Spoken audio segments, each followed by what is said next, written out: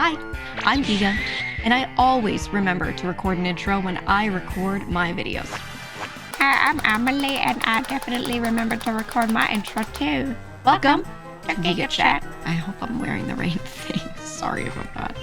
Admittedly, I did not watch your song covers back in the day. You were just never in my algo. But why or when or whatever, like what went into the first time you were like, I'm going to post something on YouTube? Like, how did that happen? Growing up, I had way too much time on my hands. And I had this friend, and we would just like go over to her house and like just make fun videos for ourselves. We found content creation so fun. And that was right at the peak. It was 2006, 2007. Yeah. No one was kind of doing like anime covers in English, and even like official dubs were very rarely dubbing songs. And back then I didn't know why. Now I know why. Licensing is a bitch. But yeah, and it just grew from there really. And I just kind of never gave it up. I've just always loved it. It started out as a hobby, and it's still a hobby, but is now my job, strangely. Yeah. But yeah, I was like, I think I was 14. So God. I was an itty bitty baby.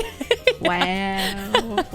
It's been 18 years. I never talk about it, but I was also making content around the same time. I was doing something, is all I'll say. Yeah. And it wasn't something that grew huge. I just had like a couple of the videos that went like they were big, and then the rest were all just like whatever. I think it was around 2012 or so when like the whole DMCA apocalypse happened, when they changed up their policies, and I got like 100 billion strikes all at once and lost the channel. And I was like, I'm never creating content ever again. And then I'm here.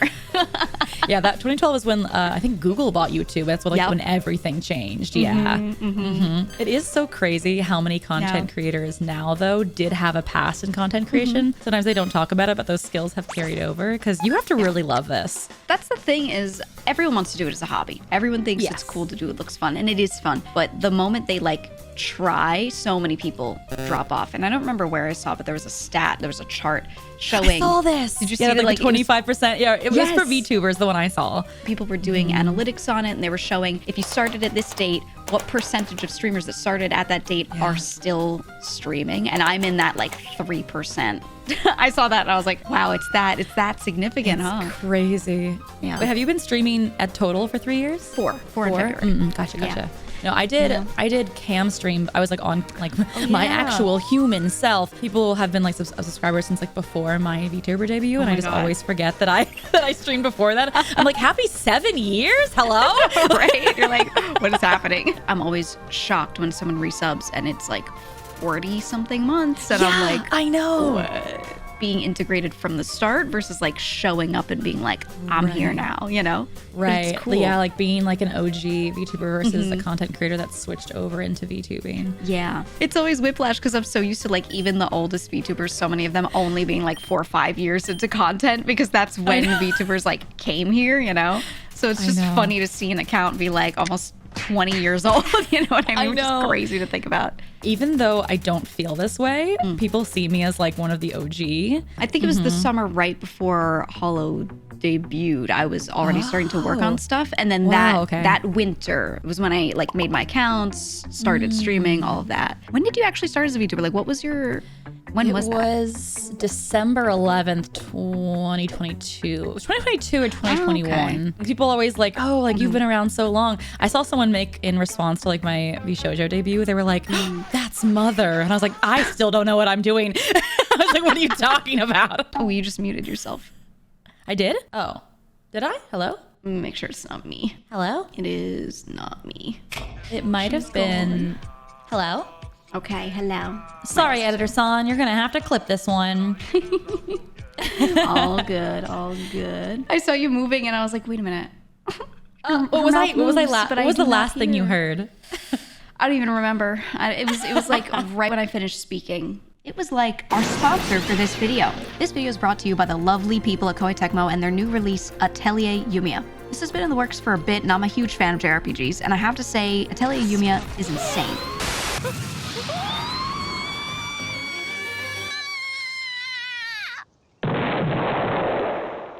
There's a massive overworld, completely revamped combat. You can cast gun There's building, crafting, amazing characters, and tons of content to keep you busy. The newest entry in Atelier's now almost 30-year series is definitely worth checking out. If you're interested, use the link in the description to go take a look and help support the channel. There's even a demo available on all platforms you can try before you buy. Plus, your saves will carry over. Huge thanks again for Koei Tecmo for sponsoring the video, and if you want to see more about the game, at the end of the video there will be a card taking you to my VOD of me playing the game, so if you want to see some of it hands-on, it's right there. Now back to the video. Okay, this is the way a lot of my friends who are like very long-time content creators always say it. They're always like, yeah, I kind of just failed upward. Like I fell up the stairs the whole time and somehow I'm here and I'm really scared.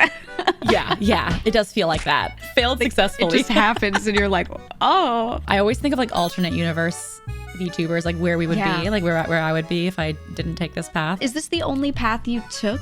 Voice acting and then YouTube and content? No, I went for many different things. I wanted to like write novels. That was like my dream.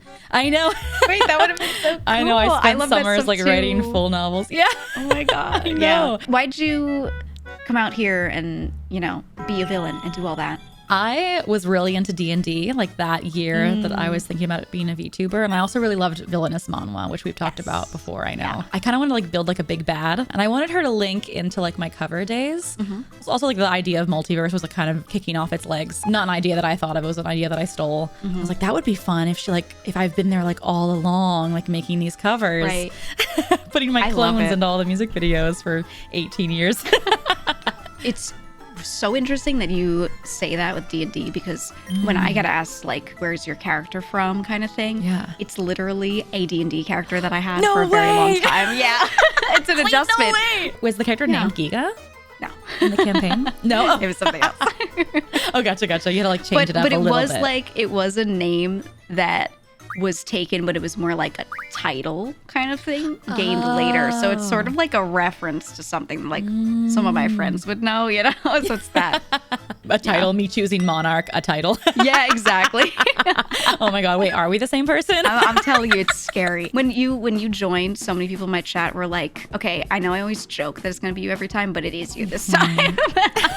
I know, so it's so funny. It works out. My God. Our vibes are very different, but all the things we like are the same, if that makes sense. Yes, same like vibe, different flavor, I would say. When I saw screenshots of us from our collab just sitting next to each other, people were like, look at them. And I was like, look at us. Once we put the glasses on and like cover our eye color, we look the same. We look very twins. Yeah. Like VTubing, who did you see when you were like, I want to do that too? That was the Hollow Girls, and that's when it really went on my radar. And then I found people like Iron Mouse, and I found other creators that have been doing it a long time. It just had never appeared on my feed. Everyone was kind of switching over, and even my own assistant that I was working with at the time was like, "Do you want to do VTubing?" And I immediately was like, "No." But then I kept seeing VTuber stuff, and I was like, "Yeah, actually." Looks kind of fun. Yeah. The rigs were really simplified. It's so different. My first model was like a cardboard cutout. Genuinely, there weren't a lot of models that moved much more than that. Mine was a little simpler because it was just more cartoony. It was supposed to be more of like a chibi model kind of thing anyway, you know? Right. And that was just the style that like that person did. And I was like, hey, I like it. It's cute. Like, let's go for it. But when I look back at it now, I actually opened the file the other day and I could just turn and go like, and like I like barely move. I was like, oh my God. I don't know. I always think about that and I'm like surprised that there are a lot of us that made it work. Like people watched, and that's very flattering because you're like, wow, I didn't need all this to like have people show up. That's cool. Right. Well, it goes to show that like people come back for you. They come back for like the personality and not like the pretty model. Exactly. Yeah. It's nice to have both though, which is why I always like recommend like to new like beginning VTubers not to spend a ton of money on their model, just to enjoy making content first. When you're not streaming, what do you do? Oh God. What do you do? What fills your time? I have monetized all of my hobbies, except we talked about this earlier, D&D. D&D is my one hobby that I'll never stream. If I'm not streaming, I'm normally working on music or doing covers. I love working though. I don't know. My brain works in a really funny way that if I'm not working, like if I take one day off to just kind of like veg in my house, like my brain will like be like, we're wasting our life. What are we doing? Like we have nothing to show for today. The whole day wasted. That's why I do this like YouTube stuff and everything, right? Like I'll have a day here and there where there is nothing to do. let's set up some filming with some people. Like I just have to. I don't have that many streams scheduled on my main channel. I try to keep it like not every day. I have an alt channel and I stream on there.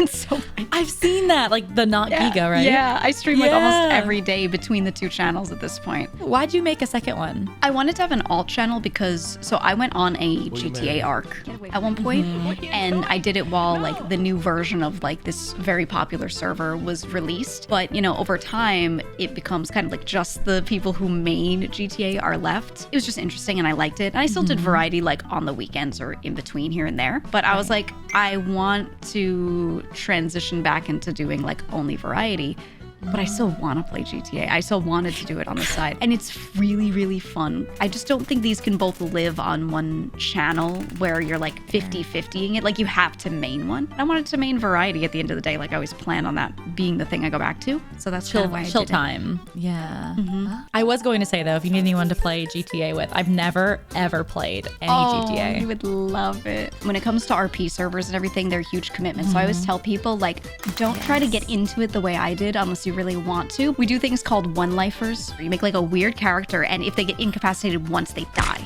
They just die. Like a D&D character. Exactly. You're like, it's a one-shot character. Yeah. It's the same concept. And Kuro did that. His name was Baloo Balls, and he just like didn't know anything. He went in so dry, not knowing anything about the city. Yeah. He didn't even quite know that other players were gonna play cops, things like that. Someone like handed his character a bag of weed, or he found it on the ground or whatever, and he was trying to figure out how to sell it. He's like, oh, you could do crime in this, can't you? So he asked someone who's playing a cop, like, hey, how do I sell this? And the guy's like, so you have intent to sell? They're not my drugs. I found them. Are you on drugs as well as having... What the fuck is... All of Help! them. Police brutality! Every single Help! one. Help me! What Police brutality, brutality! He wanted to touch my car! I love it. GTA Wait. is stupid. Honestly, I've told Chat this story, but when I was first in contact with VShojo, when we were going over stuff, I had like a little luncheon. Gunrun was there and he was like, well, what are like some things that you would like to do like later on? And I was like saying like, oh, I'd love to do this, this, and this, but I don't understand the tech. And he like so quickly said, oh, well, we can help you with that. And I smiled behind like my cocktail or whatever I had. And I was like, you don't know what you're getting yourself Rubbing into. your hands together. Yeah. Whatever they think it's gonna be, it's gonna be 10 times that. We have Mel, and Mel, like, at this point understands her stuff, but she's literally had people, like, fly out to her to help her with the camera setup for some of her things because she was like, I don't get it. I do actually really like it being a smaller group because I feel like we can become so properly tight-knit that way. But at the same time, it's also nice to grow. Like both are good, you know? Nice to get fresh blood. Especially when it's like really small creators, right? Like Hestia and having like Peke Nagi and Hotaru being added in. Several of them were just like, they hadn't even really like streamed, you know? So they were asking me for stream advice and I was like, wait, this is really fun. Like being able to help them. Right, because like we're all on the same like playing field now. Yeah, I love it too. Yeah, I was reacting to some of the Nova girls and stuff, and they're so cute. Yeah. You know who I'm trying to like drag into collabs is Nagi. She really likes FPS, and she was like, I love Apex, and I was like, I love Apex. I love Apex. I want her to, I watched some clips of her. I watched her like debut clip where she like breaks her monitor with like her BB gun monitor. I was like, girl. This is the complaint corner. Do you have any mundane or big or whatever complaints? What do you just want to complain about? I've gotten so many out over the years because I used to do an April Fool's video every year where I would just like take a thing I was angry about and then make a song about it. I don't know. I'm free from my worries. She's so The scuff will I'll always be mad at just a computer not working and then me turning it on and off again and then it's suddenly remembering how to work. It'll always piss me off. My stream capture card, my Elgato capture card. Oh my God. I feel that. I'll plug in my controller and it like will not be working. And then like I'll like plug it into the other like options and plug it back into the first option and suddenly now that first option works. Every Make time. it make sense.